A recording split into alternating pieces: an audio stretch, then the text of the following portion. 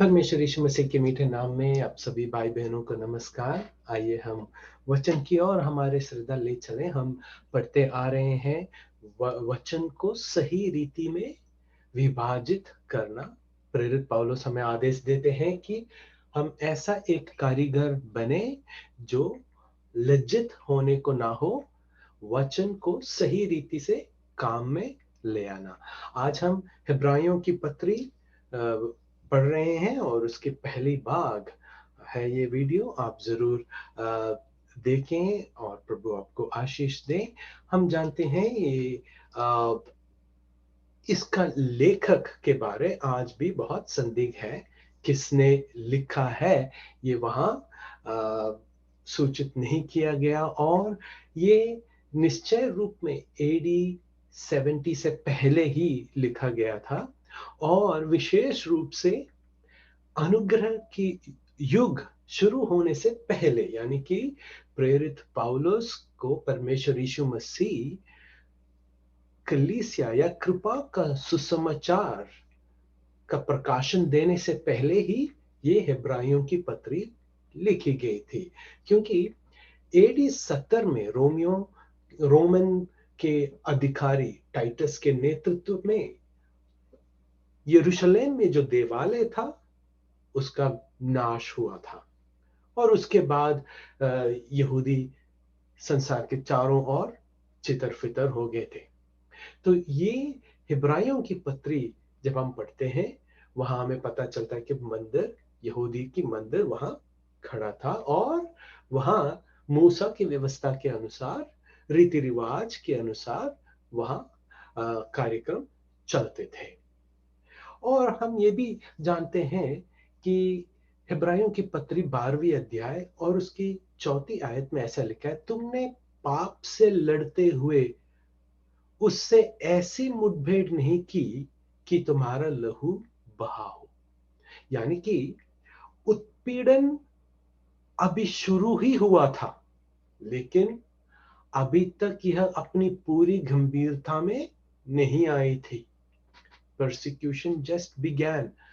प्रेरितों की पत्री 5वीं अध्याय और उसकी 28वीं आयत में हम देखते हैं फरीसी लोग चेलों को चेतावनी देते हैं केवल कि यीशु मसीह के नाम में प्रचार नहीं करना, सिर्फ चेतावनी देते हैं। तो ये उस समय में लिखा गया था और किसने लिखा इस बात पे अभी भी संदिग्ध है।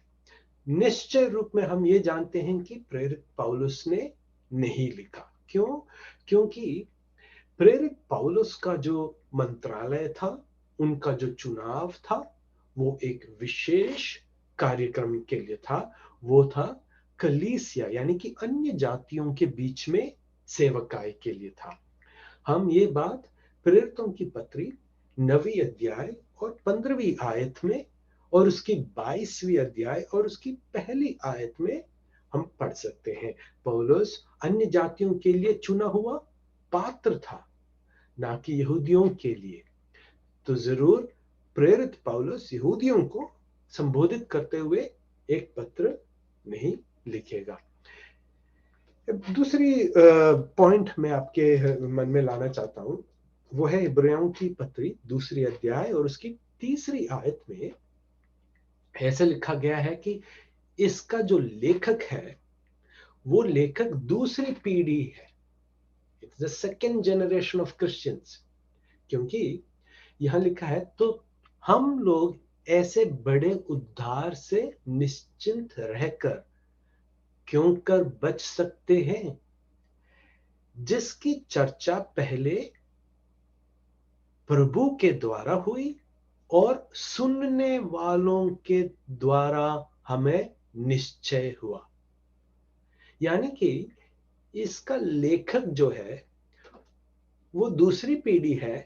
पहली पीढ़ी विश्वासियों ने डायरेक्ट मसीह से सुना था और फिर वो सुनने वालों ने सिखाया है, इब्रानियों की पत्री का लेखक को सिखाया है।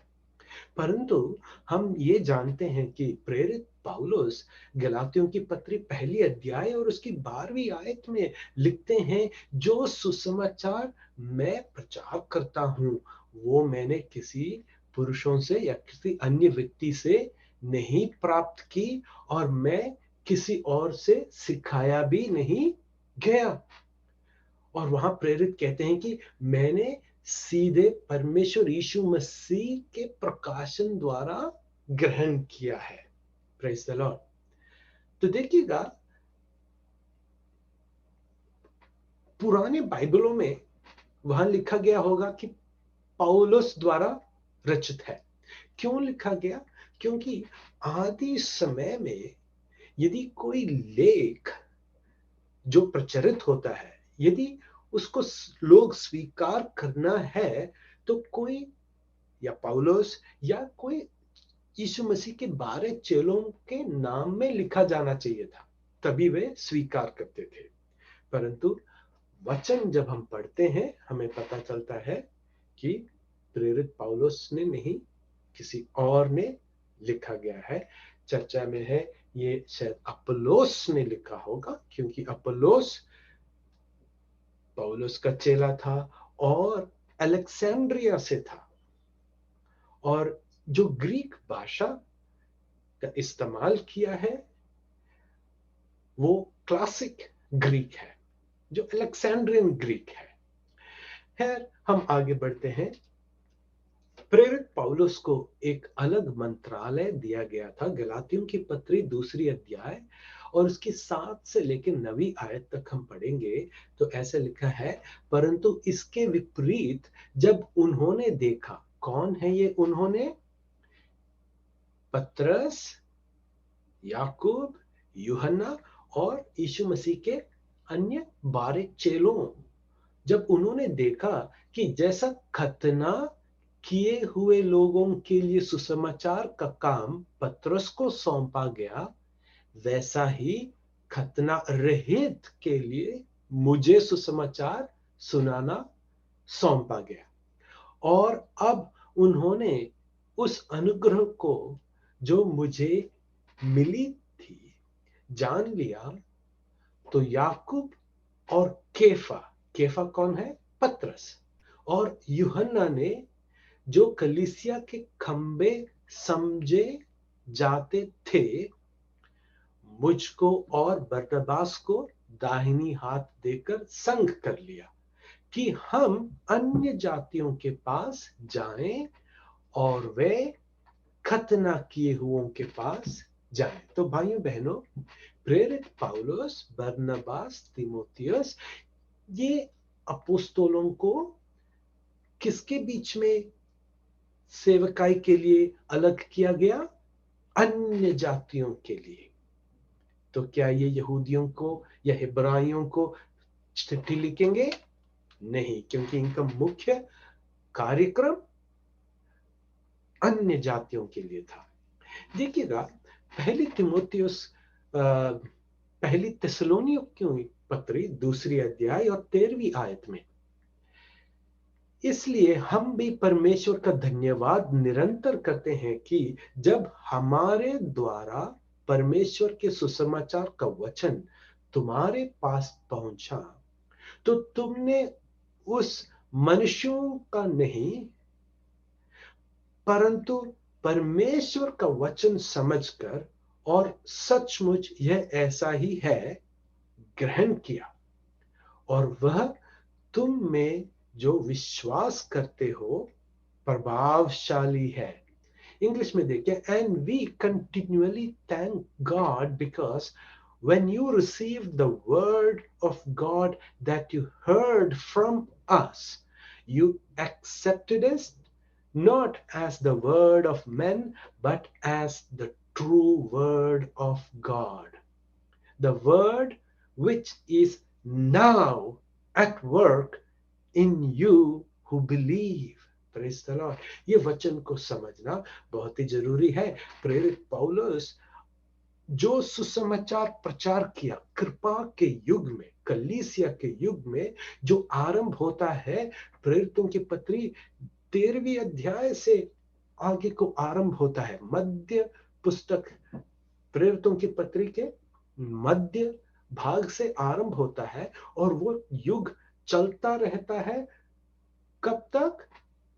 रैप्चर तक, जब तक परमेश्वर यीशु मसीह अपने कलीसिया को बादलों में उठा लिए जाते हैं, तब तक जो युग है उसको कहते हैं कृपा का युग, यानी कि कलीसिया का युग। इस युग में प्रेरित पौलुस का सुसमाचार, जो यीशु मसीह ने प्रेरित पौलुस को विशेष प्रकाशन के द्वारा दिया, वो प्रकाशन अभी लागू है, वो सुसमाचार अभी लागू है। यही लिखा है, the word which is now at work in you who believe.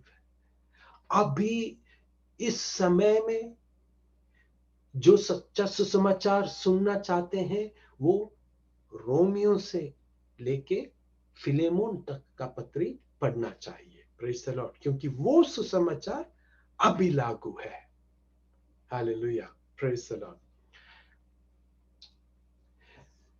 राज्य का सुसमाचार जो पतरस और अन्य 12 चेलों को सौंपा गया था, उसके बारे और कृपा का सुसमाचार जो प्रेरित पौलुस ने प्रचार किया, इसके बारे जो अंतर है समझने के लिए मेरा ये वाला वीडियो आप जरूर देखें। राज्य का सुसमाचार और कृपा का सुसमाचार, सत्य के वचन को ठीक से विभाजित करना, ये वीडियो आप जरूर देखें, तभी आपको उस दोनों सुसमाचार के बीच में जो अंतर है वो आपको समझ आएगा। वो जरूरी है ये हेब्राइयों की पत्री समझने के लिए। देखते हैं ये हेब्राइयों की पत्री क्यों लिखा गया। पुराने नियम में जो कुछ था उस पर यीशु मसीह का सर्वोच्चता को दिखलाने के लिए लिखा गया है। यरूशलेम में तीसरा यहूदी मंदिर जरूर बनाया जाएगा। एक समय आ रहा है, कलीसिया के रैप्चर के बाद एक तीसरा मंदिर जरूर बनाया जाएगा और फिर से मूसा के व्यवस्था के अनुसार वहां आराधना, बलिदान वगैरह प्रारंभ होगा। यह तीसरी मंदिर एंटी क्राइस्ट की अनुमति से बनाया जाएगा, यह समझना जरूरी है। और उस वक्त महाप्रलय के 7 साल में यदि कोई वस्तु किसी को खरीदना है या बेचना है तो उसको क्या लेना पड़ेगा? मृग का मोहर लेना पड़ेगा, मृग का छाप लेना पड़ेगा, the mark of the beast.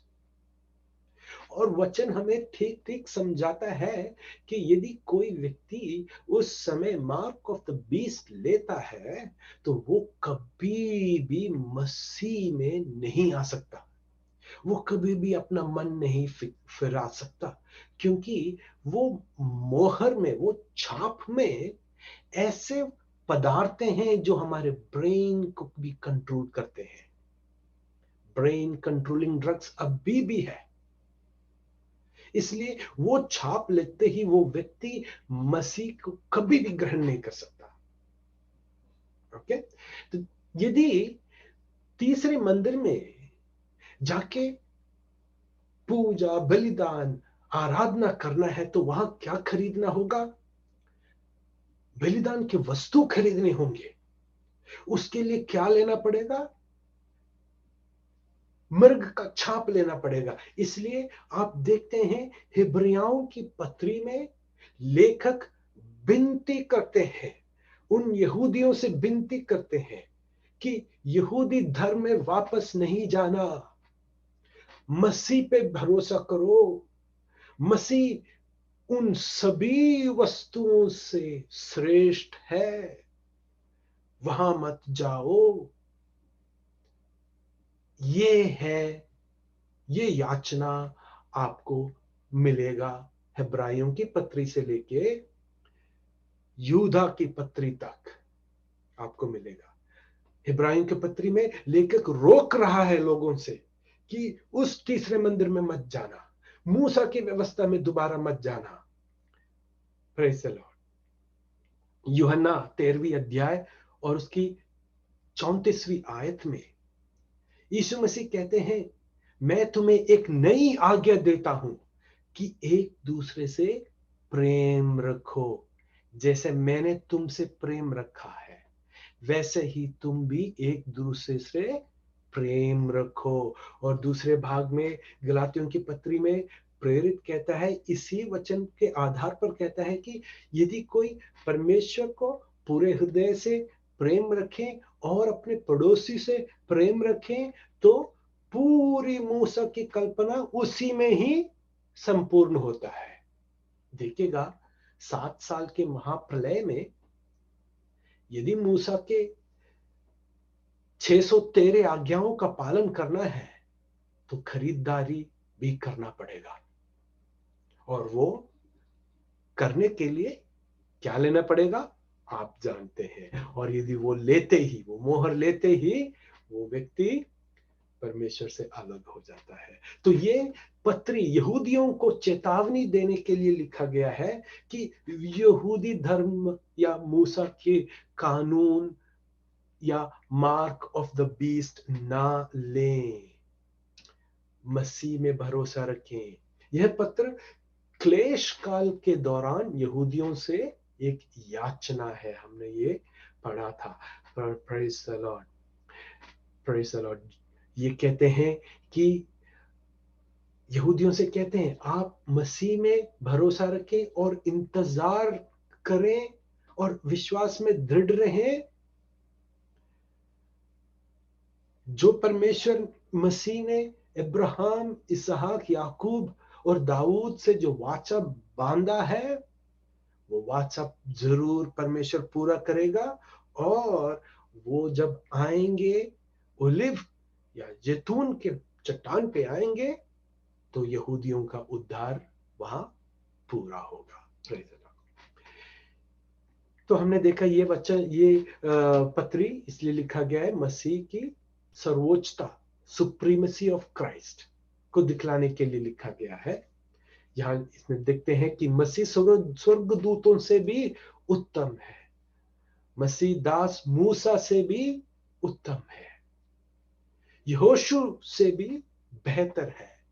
क्योंकि यहोशू लोगों को कनान के देश में ले आए, परंतु वहां क्या हुआ, और भी युद्ध का सामना करना पड़ा। परंतु यीशु मसीह में हमें अनंत विश्राम है, अनंत जीवन है, अनंत आशीष है। इसलिए यहोशू से भी श्रेष्ठ है। मलकीसदेक के क्रम अनुसार यीशु मसीह राजाओं का राजा भी है और महायाजक भी है। यहां इब्रानियों की पत्री में पढ़ने को मिलता है 5वीं अध्याय और 7वें अध्याय में कि यीशु मसीह हारून के हिसाब से नहीं, परंतु मलकीसदेक के क्रमानुसार एक महायाजक है। हारून के वंश हारून के हिसाब से, हारून के क्रमानुसार केवल लेवी गोत्र का व्यक्ति ही महायाजक बन सकता था। परंतु हम जानते हैं यीशु मसीह लेवी गोत्र से नहीं, परंतु यहूदा गोत्र से है। तो परंतु महायाजक मलकीसदेक जो है, वो राजा भी था और महायाजक भी था। हारून के क्रमानुसार यीशु मसीह केवल राजा नहीं बन सकते, परंतु महायाजक मलकीसदेक शालेम नगरी का दोनों राजा और महायाजक भी था। तो इब्रानियों की पत्री ये वर्णन करता है। और 7वीं अध्याय और 10वीं आयत में वहां ऐसा लिखा है कि लेवी अब्राहम में था, और जब अब्राहम ने मलकीसदेक को दशांश दिया, लेवी ने भी मलकीसदेक को दशांश दिया। तो यहां मलकीसदेक मसीह का एक छाया है, एक परछाई है। ये दशांश देने का अर्थ क्या है? जो व्यक्ति दशांश देता है वो अपने आप को छोटा समझता है, और जो स्वीकार करता है वो देने वाले से बड़ा होता है। तो यहां ये हमें समझा रहे हैं कि जब लेवी अब्राहम में था और अब्राहम मल्कीसदेक को दशांश दिया, यानी कि मसीह को दशांश दिया, मसीह लेविया के तमाम महायाजकों से भी बढ़कर है। मैं आपको एक प्रबोधन देना चाहता हूं। प्रेरित पौलुस कहते हैं मसीह के शरीर में कोई बड़ा कोई छोटा नहीं है। इसलिए प्रेरित पौलुस के पत्री में आप कहीं नहीं पढ़ोगे दशांश के बारे, आप कहीं नहीं पढ़ोगे। प्रेरित कहता है जो मन में निर्णय किया है खुशी से दे।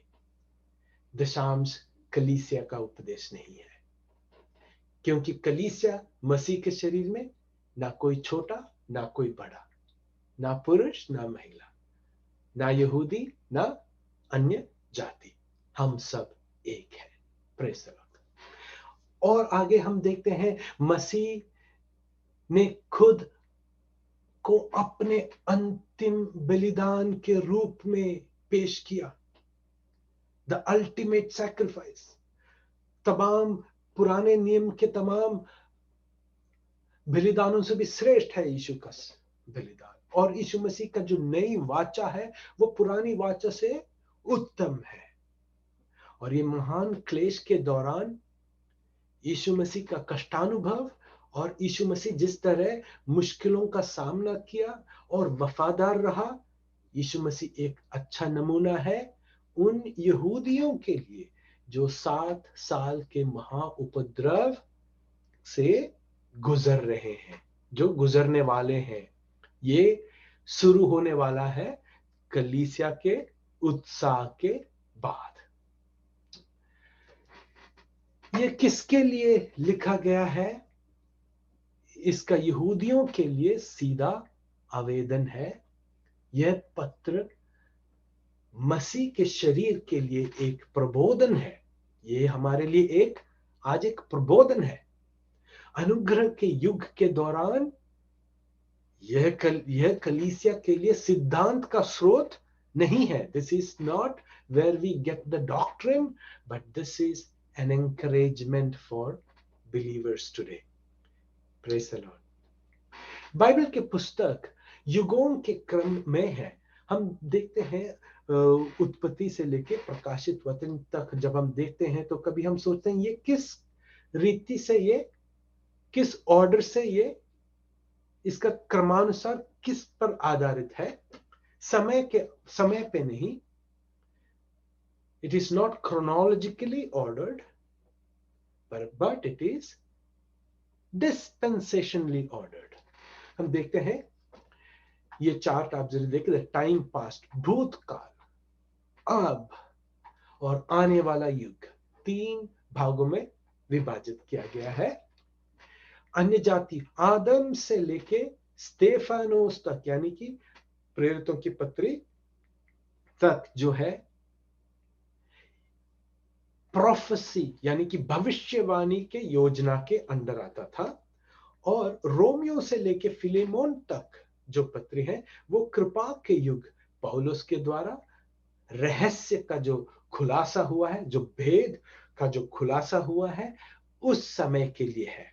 रोमियो की पत्री से लेके फिलेमोन तक, और हेब्राइयों की पत्री से लेके प्रकाशित वचन तक रैप्चर के बाद लागू होता है। और इस समय इसके बारे हम अगला पिक्चर देखेंगे। 7 ईयर ट्रिबुलेशन में मत्ती रची सुसमाचार, यूहन्ना तक जो सुसमाचार है, और क्योंकि राज्य का सुसमाचार दोबारा, क्योंकि राज्य आने वाला है। यहां क्रूस के समय यीशु मसीह ने क्या प्रचार किया था? 12 चेलों ने क्या प्रचार किया? मन फिराओ। यूहन्ना बपतिस्मा देने वाला क्या प्रचार किया? मन फिराओ, लौटाओ मसीह पर विश्वास करो, क्योंकि स्वर्ग राज निकट है। परंतु जब स्तेफानोस, जब यहूदियों ने यीशु मसीह को तिरस्कार किया, तो प्रभु ने, यीशु मसीह ने कहा, 1 साल और मैं देता हूं। पवित्र आत्मा को यदि कोई पवित्र आत्मा के खिलाफ जो पाप करता है, उससे क्षमा नहीं किया जाएगा।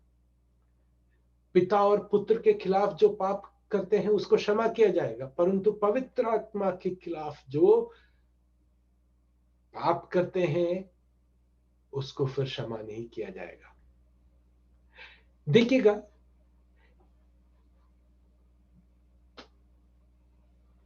स्तेफानोस पवित्र आत्मा में भरपूर होकर प्रचार किया कि आदम से लेके यीशु मसीह के क्रूसीकरण तक प्रचार किया, परंतु लोगों ने क्या किया?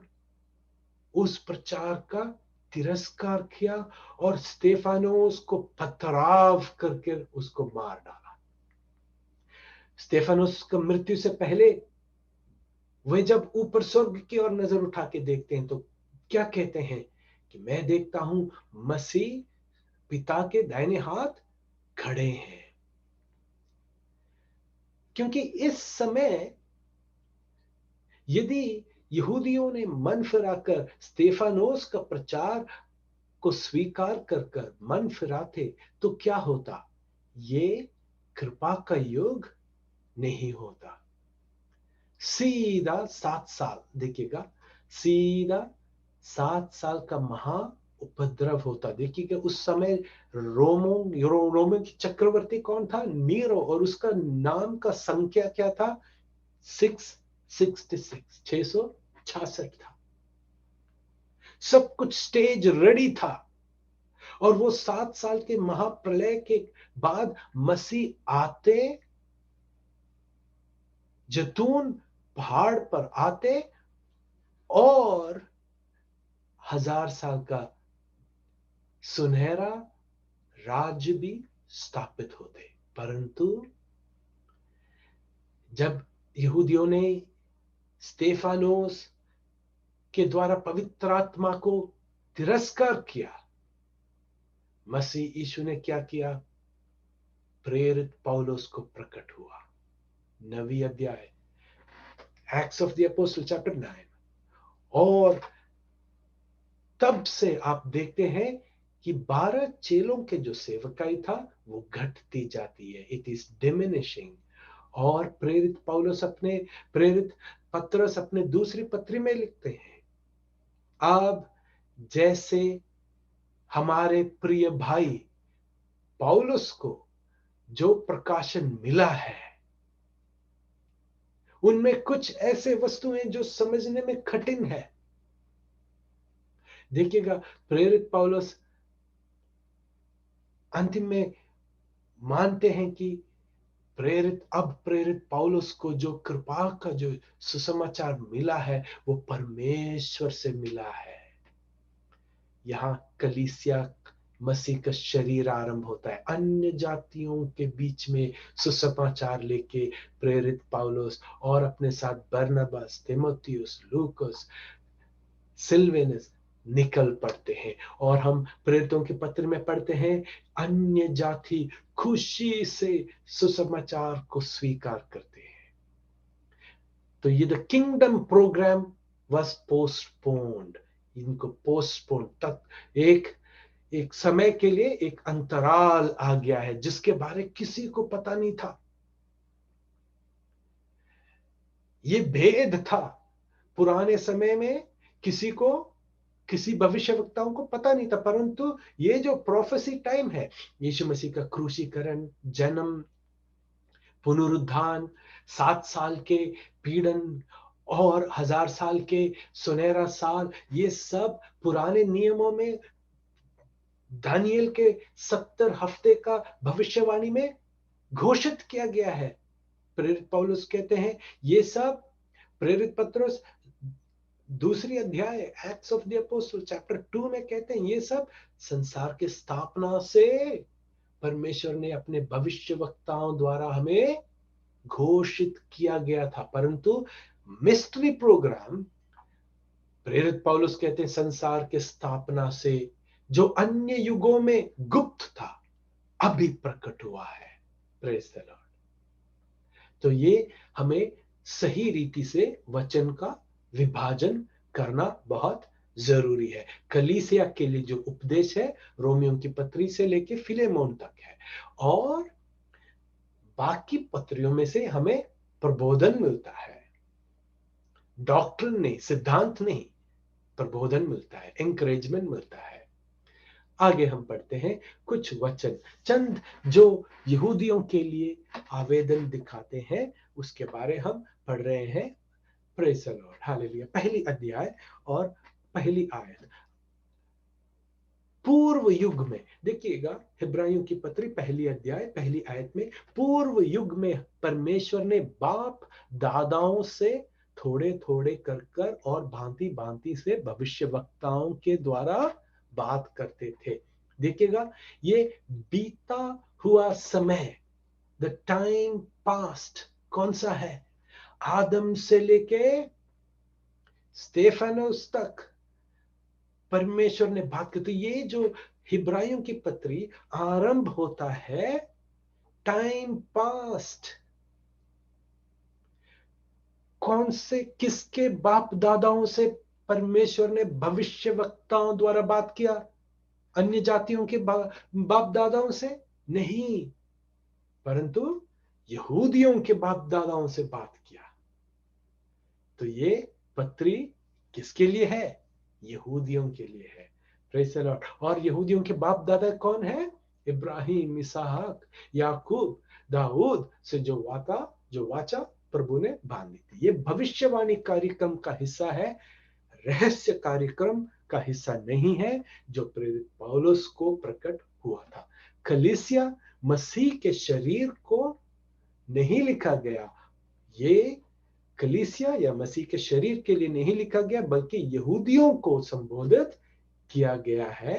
हिब्राइयों की पत्री देखिएगा, यहां लिखा है भविष्यवक्ताओं के द्वारा बातें करके। प्रेरितों की पत्री तीसरी अध्याय 24 और 25वीं आयत में ऐसा लिखा है, प्रेरित पत्रस कहते हैं, और शमूएल से लेकर सब उसके बाद वालों तक जितने भविष्यवक्ताओं ने बात की है उन सब ने इन दिनों का संदेश दिया है। तुम भविष्यवक्ताओं की संतान और उस वाचा के भागी हो जो परमेश्वर ने तुम्हारे बाप दादाओं से बांधी, जब उसने इब्राहिम से कहा कि तेरे वंश के द्वारा पृथ्वी के सारे घराने आशीष पाएंगे। Praise the Lord. तो देखिएगा प्रेरित पौलुस आइडेंटिफाई कर रहे हैं कौन है जिन्होंने परमेश्वर का भविष्यवक्ताओं के द्वारा संदेश प्राप्त की, और कौन है वो जाति जिनसे परमेश्वर ने, जिनके बाप दादाओं से परमेश्वर ने वादा बांधी। कौन है? यहूदी है। प्रेज़ द लॉर्ड, अन्य जाति नहीं। देखिएगा दूसरी आयत देखते हैं, हिब्राइयों की पत्री पहली अध्याय दूसरी आयत। इन दिनों के अंत में हमसे पुत्र के द्वारा बातें की, जिससे उसने सारी वस्तुओं का वारिस ठहराया और उसी के द्वारा उसने सारी सृष्टि रची। तो आज कलीसिया को क्या प्रबोधन मिलता है? कि परमेश्वर यीशु मसीह सृष्टि करता है। तो ये प्रबोधन हमें मिलता है, परंतु ये अंतिम दिन देखिएगा प्रेरितों की पत्री दूसरी अध्याय 16वीं आयत और 17वीं आयत में देखिए, परंतु यह वह बात है जो योएल भविष्यवक्ता के द्वारा कही गई थी कि अंत के दिनों में ऐसा होगा कि मैं अपनी आत्मा सब मनुष्यों पर उंडेलूंगा। तो देखिएगा, दानियल का जो 70 हफ्ते का जो भविष्यवाणी है, उसके 69th हफ्ते के बीच में इस्राएल का मसीह मारा जाएगा। तो देखिएगा, अंतिम दिन, अंतिम हफ्ता किसके लिए है? यहूदियों के लिए है। यहूदियों का भविष्यवाणी के योजना के बारे है। देखिएगा, प्रेरित पौलुस पेंतकोस्त के दिन दूसरे एक्ट्स चैप्टर 2 16 और 17 में खड़े होकर प्रचार करते हैं और कहते हैं कि ये वो बात है जो योएल भविष्यवक्ता ने चर्चा की थी कि अंतिम दिनों में। हम देखते हैं योएल के पत्री दूसरी अध्याय 27 से लेके 31वीं आयत तक हम पढ़े। तब तुम जानोगे कि मैं इस्राएल के बीच में हूं और मैं यहोवा तुम्हारे परमेश्वर हूं और कोई दूसरा नहीं है, और मेरी प्रजा की आशा फिर कभी ना टूटेगी। उन बातों के बाद मैं सब प्राणी पर अपने आत्मा उंडेलूंगा। तुम्हारी बेटे बेटियां भविष्यवाणी करेगी और तुम्हारी पुरनिये स्वप्न देखेंगे और तुम्हारी जवान दर्शन देखेंगे। तुम्हारी दास और दासियों पर भी मैं उन दिनों में अपना आत्मा उंडेलूंगा। अब सुने 30वीं आयत। और मैं आकाश में और पृथ्वी पर चमत्कार अर्थात लहू और आग और धुएं के खंबे दिखाऊंगा। यहोवा कि उस बड़े और भयानक दिन के आने से पहले सूर्य अंधियारा होगा और चंद्रमा रक्त सा हो जाएगा। क्या ये चीज पेंतकोस्त के दिन में हुआ? प्रेरितों के पत्र में हुआ? आकाश में और पृथ्वी में चमत्कार अर्थात लहू के खंबे, आग के खंबे, धुएं के खंबे? नहीं हुआ। तो ये देखिएगा, यहां योएल जो भविष्यवाणी दे रहे हैं, प्रत्येक कण कहते हैं कि तुम्हारे यानी कि यहूदियों के बेटे बेटियां भविष्यवाणी करेंगे। ये सब यहूदियों के लिए लिखा गया है। देखिएगा, पेंतकोस्त के दिन आते हैं यीशु मसीह के पुनरुत्थान के 50वें दिन। यहूदियों का त्योहार था पेंतकोस्त, और उस वक्त जो घटना घटी है उसके बारे प्रेरितों की पत्री दूसरी अध्याय में लिखा गया है। तो देखिएगा, ये 29th और 30th आयत के बीच में कृपा का युग आता है, क्योंकि ये जो भयानक दिन कौन सा है? ये भयानक दिन वो है जब परमेश्वर यीशु मसीह जैतून चट्टान पर आएंगे। ये भयानक इसलिए है क्योंकि उस दिन इस्राएल के तमाम शत्रुओं का अंत होगा, अविश्वासियों का मृत्यु होगा, दंड होगा, न्याय होगा। भयानक है ये दिन।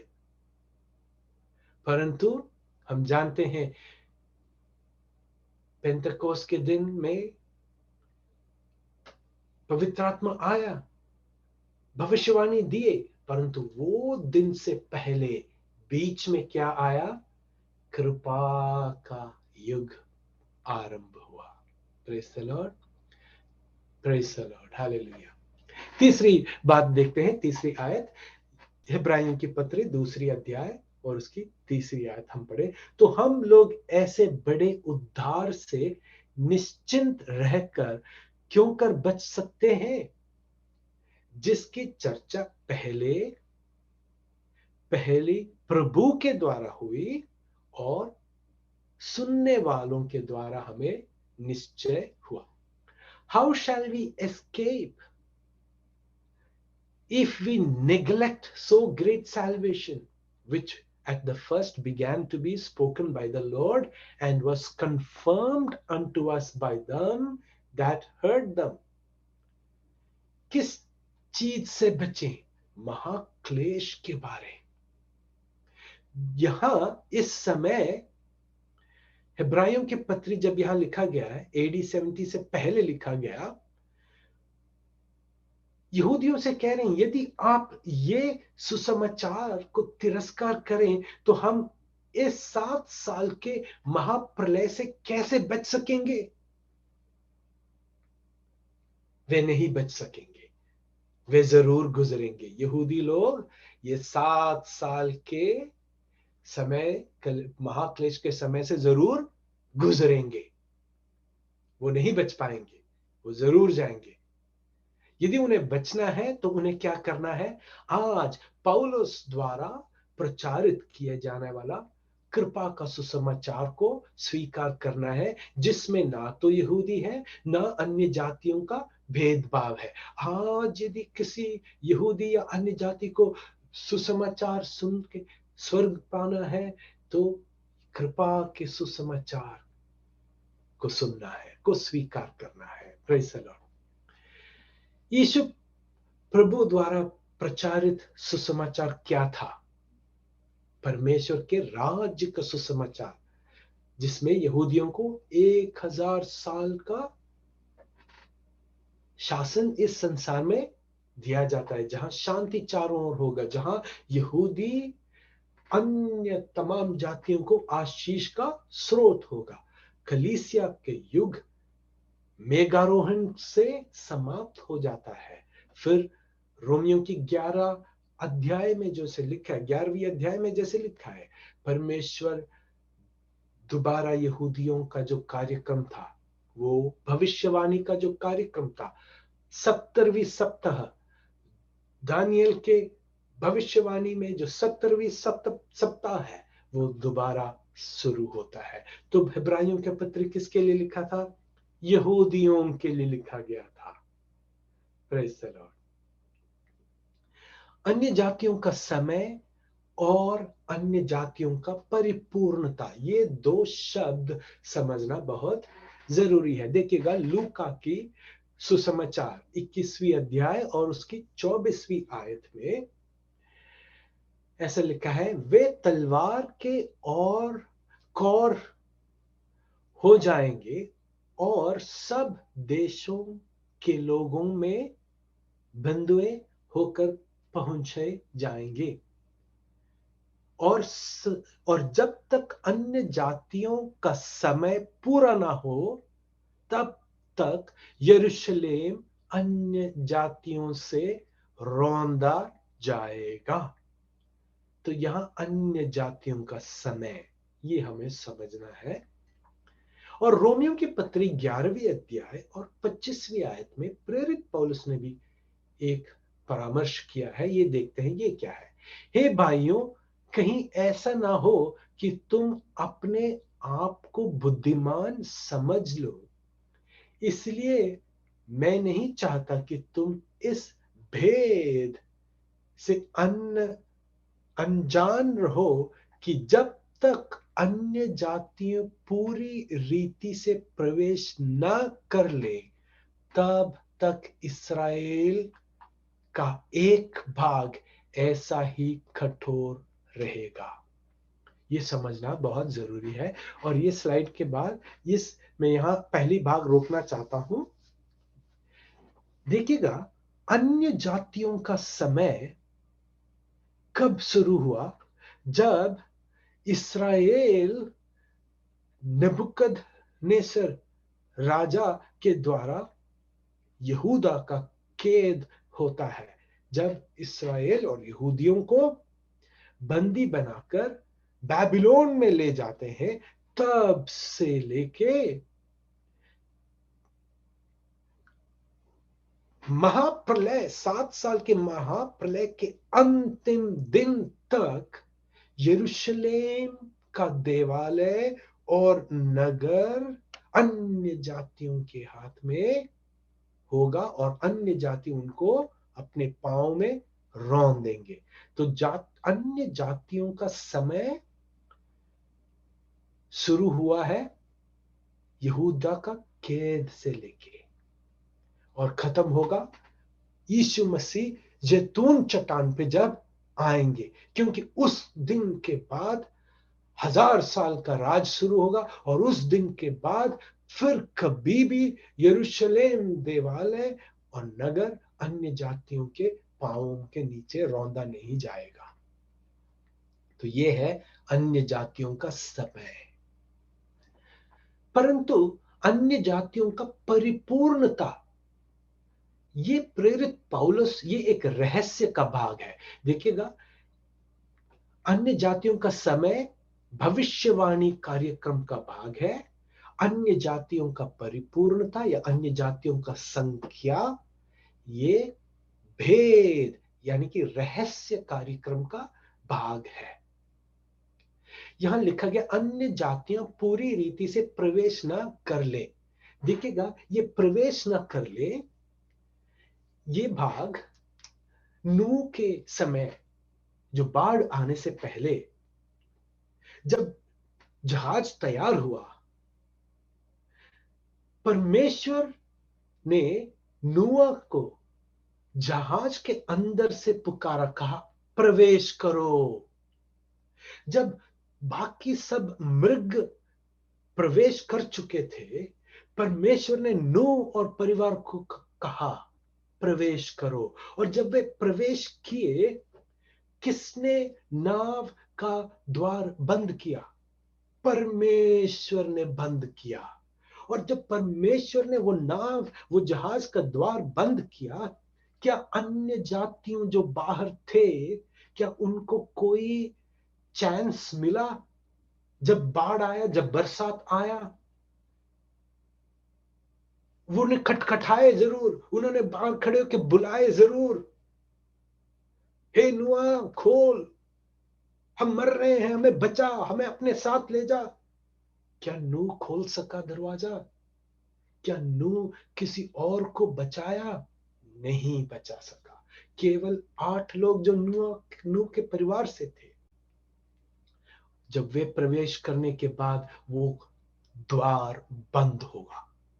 देखिएगा, नूह यहूदी नहीं था, अन्य जाति था। यहूदी आरंभ होता है अब्राहम से, ठीक है। तो देखिएगा, अन्य जातियों का संख्या का परिपूर्णता, ये कब से शुरू हुआ?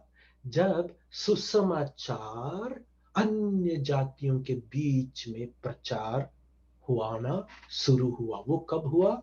जब प्रेरित पौलुस, यानी कि प्रेरितों की पत्री के मध्य भाग से शुरू होता है, यानी कि स्तेफानोस के पथराव के बाद, जब प्रेरित पौलुस का परिवर्तन होते हैं और प्रेरित पौलुस जब सुसमाचार लेके अन्य जातियों के बीच में जाते हैं,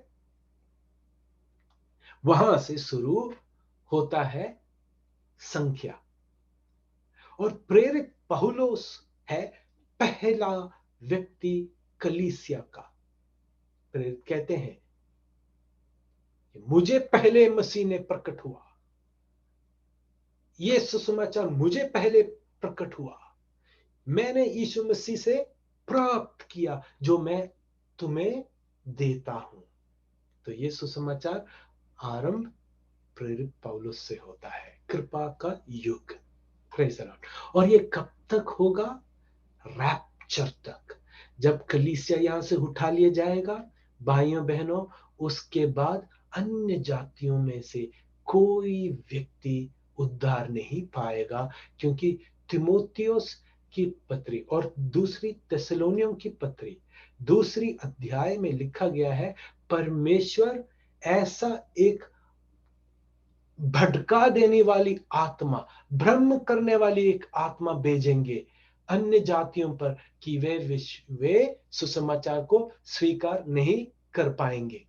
तो आज है हमारा उद्धार का दिन, आज है शुभ दिन, this is the day that the Lord has made. आज यदि आप ये सुसमाचार सुनते हैं, प्रेरित पौलुस द्वारा प्रचारित किया गया सच्चा कृपा का सुसमाचार सुनते हैं, अपना हृदय कठोर नहीं करना, क्योंकि कलीसिया के उत्साह के बाद, रैप्चर के बाद, अन्य जातियों का संख्या पूरा हुआ है। अब जो अन्य जाति जो बचेंगे वो कलीसिया यानी कि मसीह का शरीर का भाग नहीं होंगे। वे कैसे बच पाएंगे? यदि वो अच्छे काम यदि यहूदियों को करेंगे। तो हम देखते हैं जब मसीह जैतून पर्वत पे आते हैं तो शीप एंड गोट नेशंस का जजमेंट होता है। जिन्होंने यहूदियों को करुणा किया वे अन्य जाति 1000 साल में प्रवेश करेंगे, परंतु वो कभी भी कलीसिया के भाग या मसीह के शरीर के भाग नहीं होंगे। तो भाइयों बहनों, ये समझना बहुत ही जरूरी है। यीशु मसीह ने कृपा का सुसमाचार जो पौलुस को दिया वो क्या था? वो ये था कि यीशु मसीह हमारे पापों के दंड अपने ऊपर उठाकर कलवरी क्रूस पर मारा गया और हमारे लिए गाड़ा गया और तीसरे दिन जी उठा, हमारे तमाम पापों को क्षमा कर कर अपने पवित्र लहू से हमें धोकर आदम से हमें हटाकर मसीह में परमेश्वर पिता ने रख दिया है। हालेलुया। और हमने जब विश्वास किया उसी वक्त हमें पवित्र आत्मा का दान मिला, प्रतिज्ञा किए हुए पवित्र आत्मा का छाप मिला और रैप्चर के दिन के लिए एक गारंटी के तौर में हमारे हृदय में पवित्र आत्मा भी दिया कि हमारा शरीर भी एक दिन पूर्ण रीति से, हालेलुया, रूपांतरण पाएगा। The redemption of the purchased possession. तब तक पवित्र आत्मा हमारे हृदय में, हर विश्वासी के हृदय में रहेगा। भाइयों बहनों, यह है कृपा का सुसमाचार जो प्रेरित पौलुस ने प्रचार किया। पहली कुरिन्थियों की पत्री 15वीं अध्याय पहली 5 आयत में आप ये पाएंगे। Praise the lord. प्रभु आशीष दे। अगला भाग के लिए आप इंतजार करें। God bless you. Thank you.